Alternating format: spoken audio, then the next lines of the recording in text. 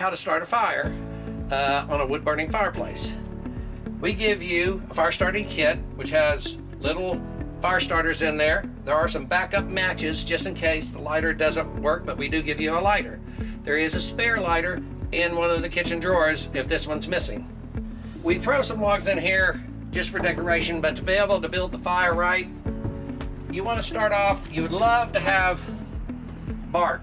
Bark is the smallest piece that will start better than kindling, but if you don't have any bark, start with the smallest pieces of wood that you have and lay them across the bottom. Then you can stack the bigger pieces on top of that, basically. Then, now don't leave the fire starting kit and lighter inside the firebox, just set it down to the side and you do it. Otherwise, you have to get one of these burning. Once it finally starts burning on its own, without going out, you can place it underneath the wood and it will eventually catch it all on fire.